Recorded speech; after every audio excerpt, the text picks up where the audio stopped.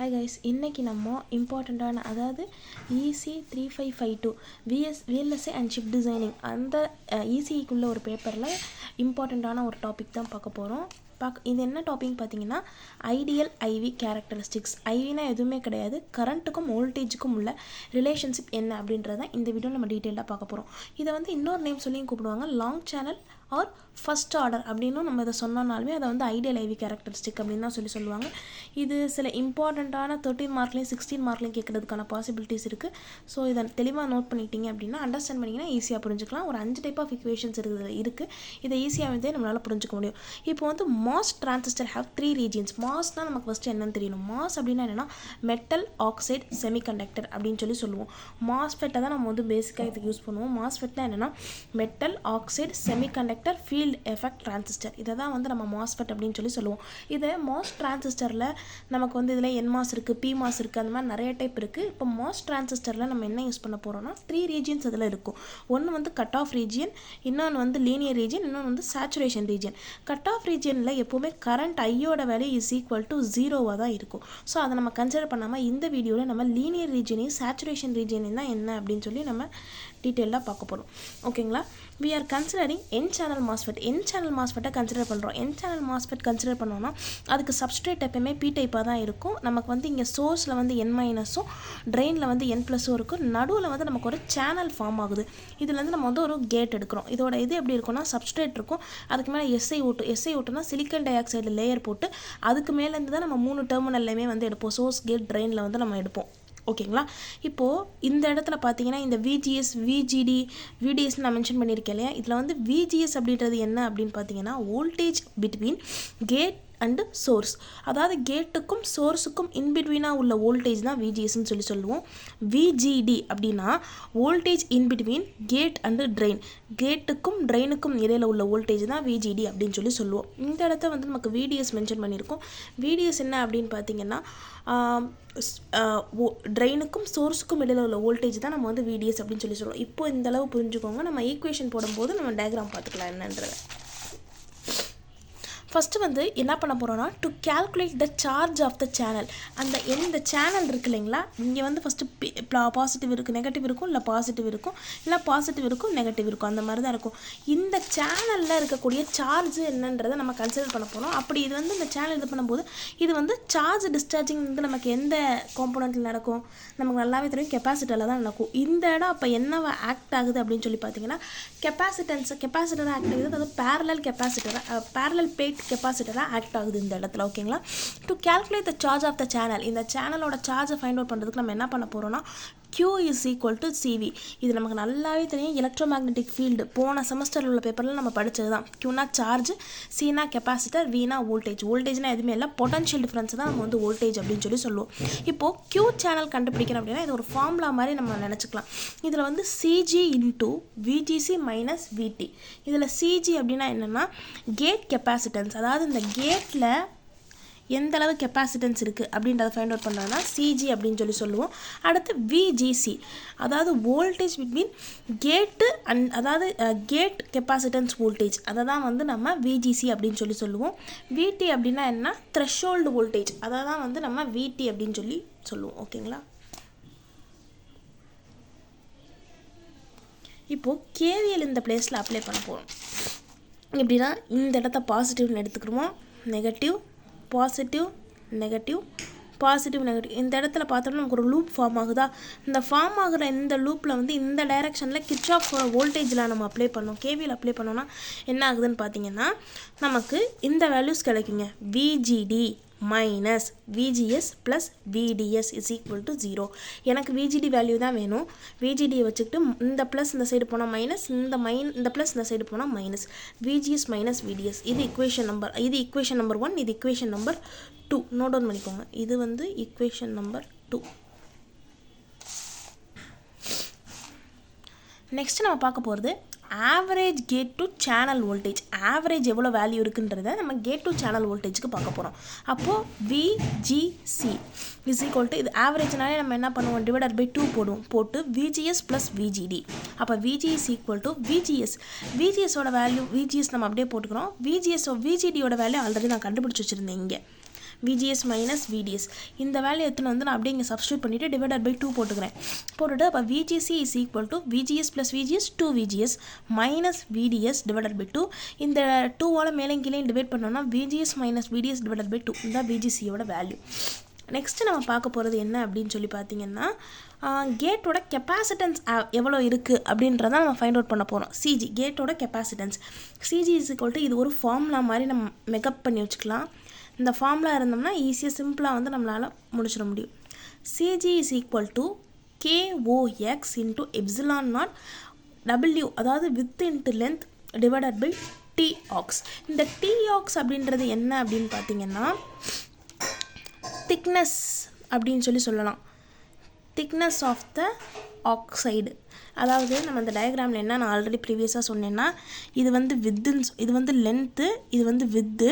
இந்த டீன்றது என்னன்னு பார்த்தீங்கன்னா இந்த SiO2ஓட திக்னஸ். அந்த SiO2 சிலிக்கன் லேயர் போடுறோம் இல்லையா, அதோட சிலிக்கன் டை ஆக்சைடு அதோட திக்னஸை தான் வந்து நம்ம வந்து TOXன்னு மென்ஷன் பண்ணுவோம். எப்சிலான் நாட் அப்படின்னா எதுவுமே கிடையாது, நமக்கு permittivity of free space. Already நம்ம போன தடவை EMFல படித்தது தான். அந்த ஃப்ரீ ஸ்பேஸ்க்கான பெர்மிட்டிவிட்டியோட வேல்யூ 8.85 × 10⁻⁻14 ஃபேரட் பர் சென்டிமீட்டர். ஓகேவா? இது KOXமே நமக்கு டிட்டோ வந்து பெர்மிட்டிவிட்டி தான். ஆனால் என்ன பெர்மிட்டிவிட்டி அப்படின்னா சிலிக்கான் டயோடு, அந்த SiO2 இந்த டயோடு இருக்கு இல்லைங்களா, இதோட பெர்மிட்டிவிட்டி தான் நம்ம வந்து KOX அப்படின்னு சொல்லுவோம். இது எப்படி இருக்கும்னா 3.9 டைம்ஸ் வந்து லெஸராக இருக்கும். ஃப்ரீ ஸ்பேஸ் பெர்மிட்டிவை விட 3.9 டைம் வந்து இது வந்து லெஸராக இருக்கும். ஓகேங்களா? இப்போது நெக்ஸ்ட்டு வந்து சிஜி ஃபைண்ட் அவுட் பண்ண போகிறோம். இந்த வேல்யூஸ் இருக்குது. இந்த KOX அப்படின்றது இதை எல்லாமே இது பண்ணிவிட்டு இந்த என்ன பண்ண போகிறோம் அப்படின்னா ஃபாலோ பண்ணுறோம். அதாவது எப்படி எழுத போகிறோன்னா epsilon into OX width into length divided by TOX. இதை தான் நம்ம எழுத போகிறோம் சிஜி. இப்போது இந்த மொத்தத்தையுமே சேர்த்து நான் COX அப்படின்னு எழுதிக்கிறேன்.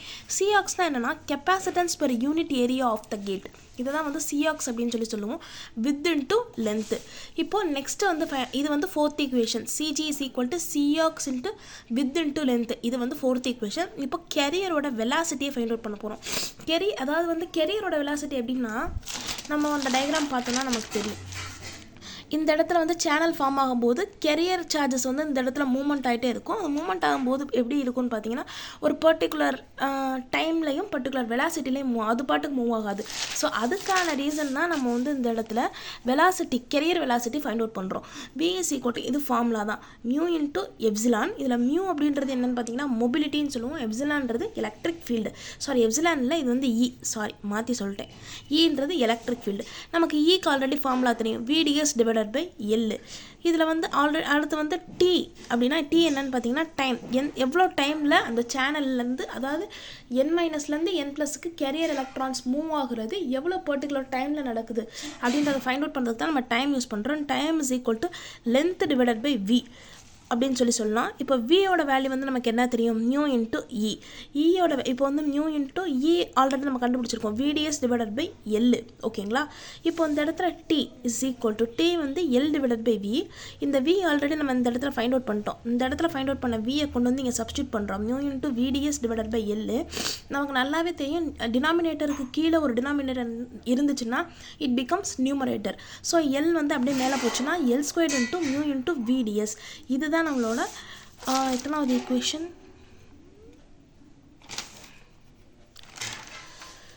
Fifth equation. இதுதான் நம்மளோட ஃபிஃப்த் ஈக்குவேஷன். ஓகேங்களா? அதுக்கடுத்து என்ன பண்ண போகிறோம்னா டு கேல்குலேட் இந்த 5 பேசிக்கான ஈக்குவேஷன்ஸ் கண்டுபிடிச்சிட்டோம்னா இதை வச்சு ஈஸியாக சேச்சுரேஷன் கரண்ட் ரீஜியனில் உள்ள கரண்ட்டையும் கண்டுபிடிச்சிடலாம் அண்ட் லீனியர் ரீஜியனில் உள்ள கரண்ட்டையும் நம்ம கண்டுபிடிச்சிடலாம். To calculate the linear regions current IDS நம்ம ஆல்ரெடி தெரியும். கரண்ட் எப்படி எழுதலாம், charge divided by time. Q channel நம்ம ஃபஸ்ட் ஈக்குவேஷனில் கண்டுபிடிச்சோம் இல்லையா, CG இன்ட்டு ஃபஸ்ட் ஈக்குவேஷன் கண்டுபிடிச்சிருப்போம். இந்த Q சேனல் ஈக்குவேஷன் கண்டுபிடிச்சிருக்கோமா, இதை எத்தனை போய் அப்படியே அந்த இடத்துல சப்ஸ்டியூட் பண்ணுறோம். CG into VGC minus VT divided by L². அதாவது T இப்போ தான் ஃபிஃப்த் ஈக்குவேஷனில் கண்டுபிடிச்சோம். L² divided by mu into VDS. அப்படியே அந்த mu into VDS நமக்கு நல்லாவே தெரியும், டினாமினேட்டருக்கு டினாமினேட்டர் இருந்துச்சுன்னா இட் பிகம்ஸ் நியூமரேட்டர். இந்த mu ds வந்து mu VDS வந்து நியூமரேட்டருக்கு போயிடுது. அப்போ mu VDS into CG into VGC minus VT divided by L squared. இப்போது இந்த இடத்துல CG இருக்குது இல்லைங்களா, CG into VGDS இந்த இடத்துல நம்ம அப்படியே போட்டுடுறோம். போட்டுட்டு நமக்கு CGக்கான வேல்யூ தெரியும். அப்போ CGக்கான வேல்யூ நமக்கு என்ன தெரியும், COX into WL divided by L squared into இந்த டேர்ம் அப்படியே எழுதி mu ds சேர்த்துக்கிறோம். ஓகேங்களா, எல்லும் L ஸ்கொயர்டு இருக்குது, இங்கே L இருக்குது, ஒரு L கேன்சல் ஆயிரும். இப்போ L மட்டும் இந்த இடத்துல இருக்கும். ஸோ இப்படி இருக்கும்போது என்ன ஆகுதுன்னு பார்த்தீங்கன்னா IDS is equal to இந்த மியூ பின்னாடி இந்த மியூ எடுத்துகிட்டு வந்து முன்னாடி போடுறோம். Mu into COX into W divided by L VGS minus VT minus VDS divided by 2ன்னு போட்டுக்கிறோம்.